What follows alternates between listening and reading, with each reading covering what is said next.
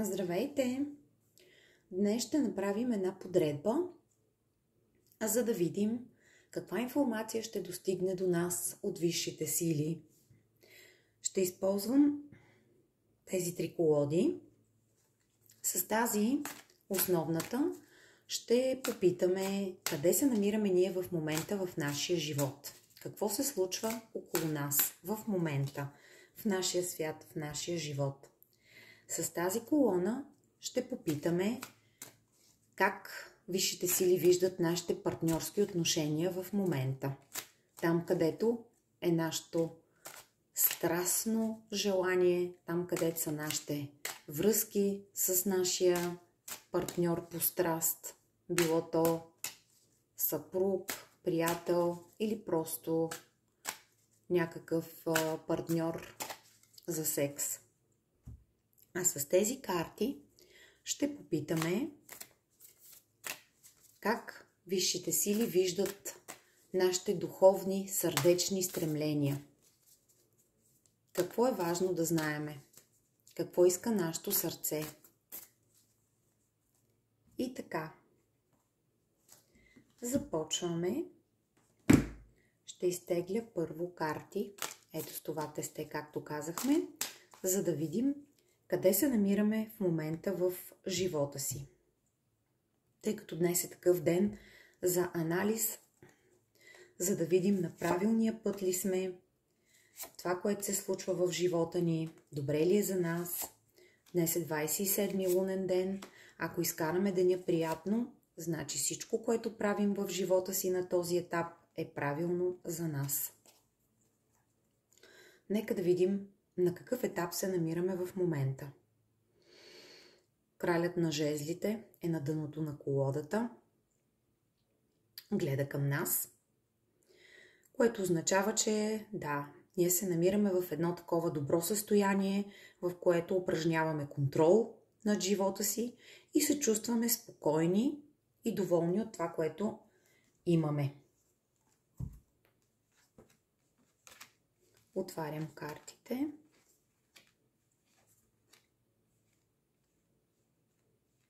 И така. Къде се намираме в момента в живота си? Ние сме на прага на нещо ново. Или сме започнали някакъв нов етап, в който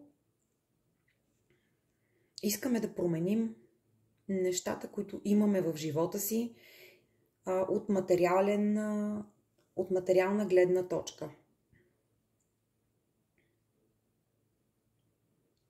Да се преборим с страховете си и съответно да имаме повече радост в живота и това, което вече не ни е необходимо, да бъде загърбено и приключено. Нормално е всеки да има желание за някаква промяна. И тук, както виждаме, промяната, която сме започнали, тя е напълно осъзната, както се вижда и от картата на дъното на колодата. Извинете. Тя ще доведе до повече удоволствие в нашия живот и най-вече да приключиме нещо, което е болезнено за нас. Сега ще видим какви са отношенията в нашия живот с партньора ни.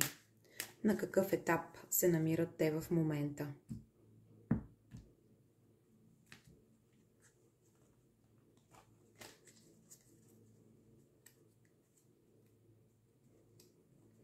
Да, като цяло, картата, която се вижда тук, е, че ние сме доволни от отношенията, нашите партньорски отношения на този етап.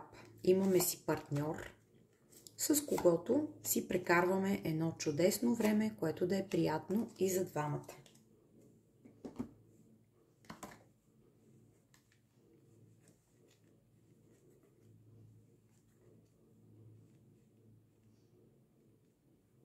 И така, отношенията с нашия партньор.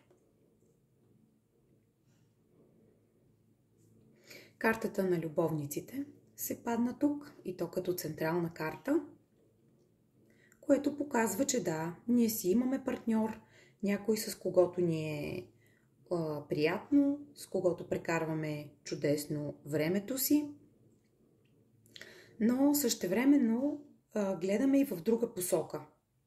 Тоест, може да се тълкува и така, че сме в процес на избор и на търсене на някакъв нов партньор, който да е по-подходящ от този, който имаме в момента.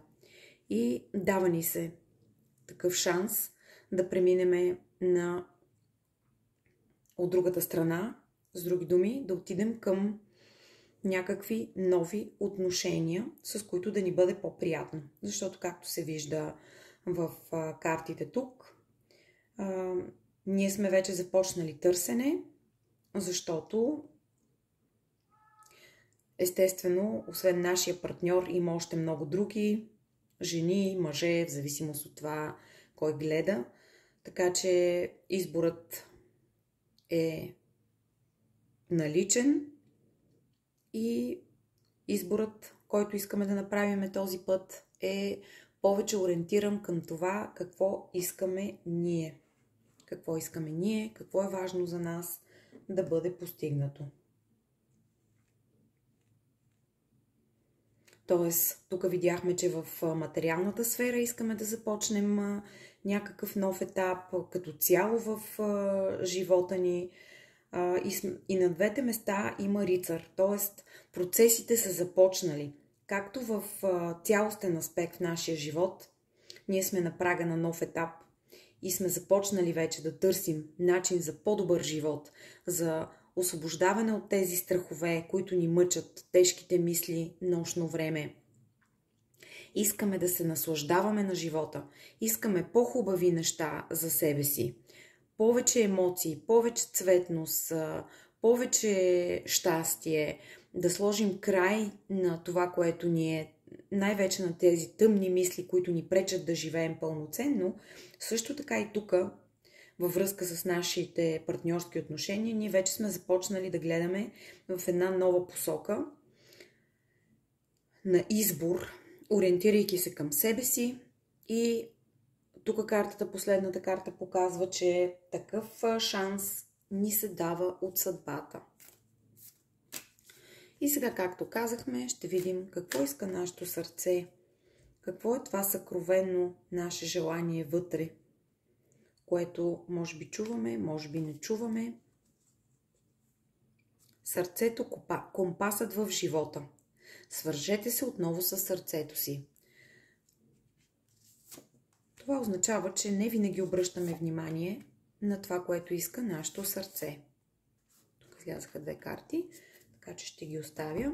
Трябва да чуем гласа на сърцето си и да видим наистина по този път, който сме поели за промяна в живота си, за избор на нов партньор, какво точно ни казва нашето сърце. Ето, да погледнем. Нашето сърце. Какво ни казва нашето сърце? Нашето сърце ни казва, че не гледаме в правилната посока. Както видяхме картата на дъното на колодата, че не слушаме сърцето си, не сме се свързали с него. Там, където сме се насочили, не е правилната посока. Сърцето ни е готово отново да обича, както тук ни се даде възможност. Видяхме, че имаме шанс за намиране на по-подходящ партньор. Сърцето ни е готово да обичаме и ние трябва да обичаме. Но там, на където сме се насочили в момента, не е правилната посока. Магичният лъч на сърцето. Засияйте в любов. И девата на любовта, тези карти излязаха заедно. Вашата помощ дойде. Когато послушаме сърцето си, отворим се към света, засияем в любов, тогава и всъщност ще се изпълни тази помощ свише да намерим този подходящ партньор, който ще е най-добър за нас, който ще ни направи щастлив, с който ще се откъснем от тези страхове, ще сложим край на тежките си мисли, ще бъдем щастливи и доволни, изпълнени с енергия и с желание за живот. И най-вече ще чуем сърцето си и ще изпълним това, което нашето сърце иска. Ще бъдем ето този крал жезли, спокоен, красив, уверен, който знае какво иска и има енергията да го изпълни в своя живот. Нека си дадем сметка за всички тези неща, какво искаме в живота си, какво иска сърцето ми и да вярваме, че ще дойде помощ, която ще ни помогне да подредим пасианса на живота си.